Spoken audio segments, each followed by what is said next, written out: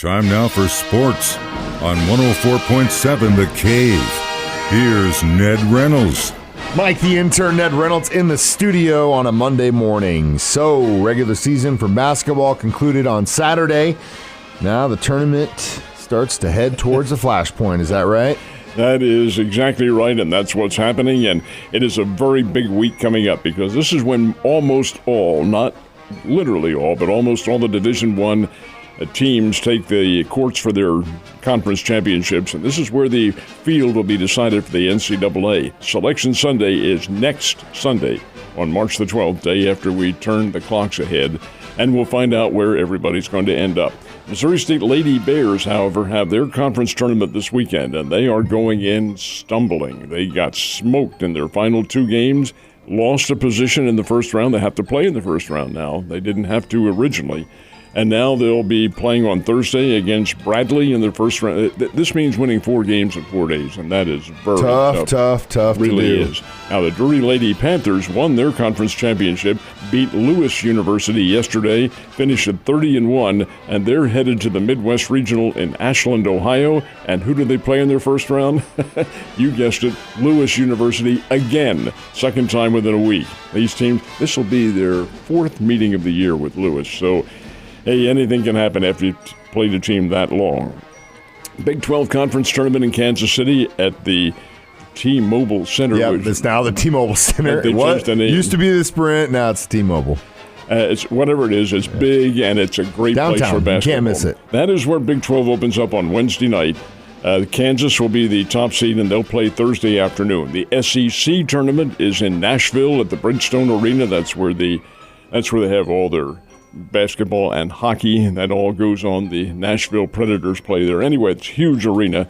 Mizzou won't play until Friday. The tournament opens up on Wednesday, but Mizzou is the 4th seed, and they won't play until Friday. Arkansas will play on Thursday, so this is a big deal, all culminating with the championship on Sunday. And here in town, well, we'll talk a little bit more about that, but in regards to college basketball, this is the big week, and then selections come up on Sunday.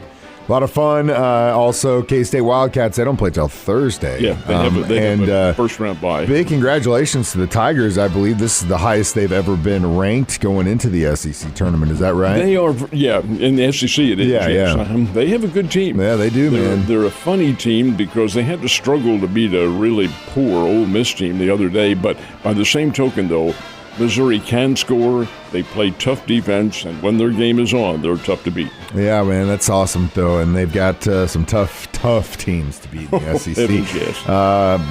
Arguably one of the best in Alabama. All right, let's switch gears. High school had the championships over the weekend. Who got it? Well, we have the playoffs in 4, 5, and 6, which is the march to the state championships. 1, 2, and 3 occur this weekend, and it starts on Thursday at the Great Southern Bank Arena along with Hammond Student Center. That's where they'll split the games. It all starts on Thursday as far as local teams are concerned.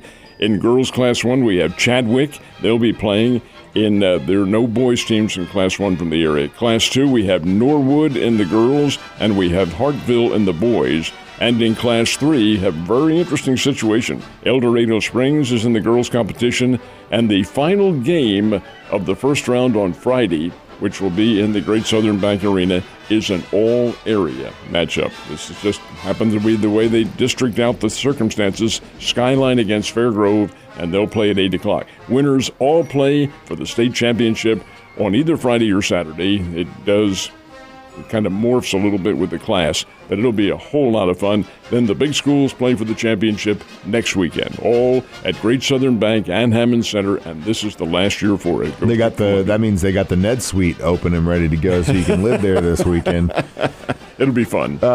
So let's talk about the elephant in the room, Missouri State basketball. You think they're going to get an invitation? I really think it's unlikely. I certainly won't go to the NCAA. The Missouri Valley Conference representative is going to be Drake. They beat Bradley yesterday. Bradley was the top seed. Drake knocked them off, but they're both good teams. Bradley, because they're the regular season champs, gets an automatic berth in the NIT, unless they go to the NCAA, and then, of course, they'll take that one, but they won't. It'll be just one team, I'm quite sure. And as far as the Bears are concerned, 17-15 on the year, Mike. I guess maybe the CBI might call for them, but do you really want to play in that one? Now, some coaches say, I want to give our team a lot of experience. We're bringing most of them back. It'll be a great way to get everybody together.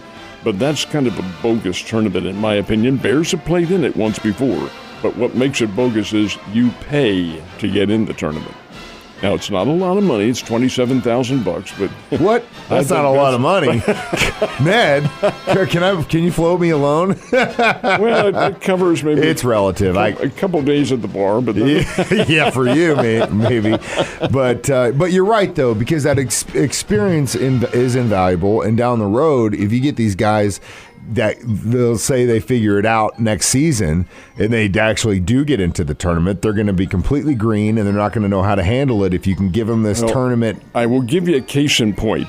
The Bears did play in this thing under Conzo Martin's second year, and they won the thing. Of course, all the games were here, like all 5 of them. Here, right here in Springfield, at the Great Southern Bank Arena. That's pretty much of a home court advantage. Anyway, the Bears won that tournament, and the next year, they won the Missouri Valley Conference regular season tournament. So that's, I beg your regular season championship, I should say. And that is a big deal. It can help. By the same token, though, is there any interest? Do the fans turn out to see it? And no, they do not. But we'll see.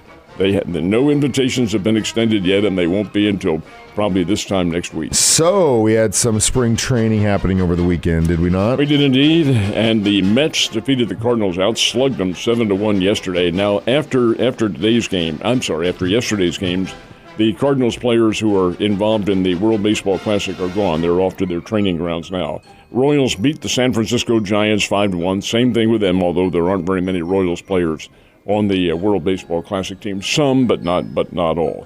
So spring training games will continue. Great chance for some of the younger players now to put their best foot forward. Missouri State goes down to Jonesboro, Arkansas, takes a doubleheader from Arkansas State on Saturday, a doubleheader, Mike, in which they hit 5 home runs. And then yesterday to lose to Arkansas State 8-7, but they had another home run in that one. 6 home runs for the weekend. This team can hit the devil out of the baseball. Now their pitching still needs some work, but the Bears at 7-4 on the year, they're a pretty good team, and they're in my opinion, worth watching. Drury went up to St. Louis and played Maryville over the weekend and dropped all 4 games to the Maryville Ball Club. Drury's better than that. They'll rebound.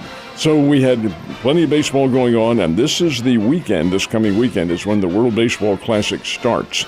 And the United States team will play Great Britain in the first round, but prior to that, they'll have a couple of exhibition games, one against the San Francisco Giants and another against the Los Angeles Angels. That'll be interesting because Big Mike Trout is the captain of the USA World Baseball Classic team, and his team is the Angels. So he's playing against his buddies. This will be interesting. It's a lot of fun. I listened to Ned Talk yesterday, and you guys were talking about some of the way the schedule is breaking out and facing certain teams, and I thought that was an interesting conversation. And when you look at it from the perspective of when a team finally gets to play a team that doesn't normally play them, and how, like, for example, or at least someone's example yesterday was the Cardinals-Yankees at Busch, and how that was a very well-attended game. And will be again this year because the Yankees are playing in St. Louis again. This is what we're talking about, folks, is a balanced schedule. That's what it's called. And that's every team plays everybody else. In other words, the Cardinals will play all 29 other teams in Major League Baseball. It's really interesting, and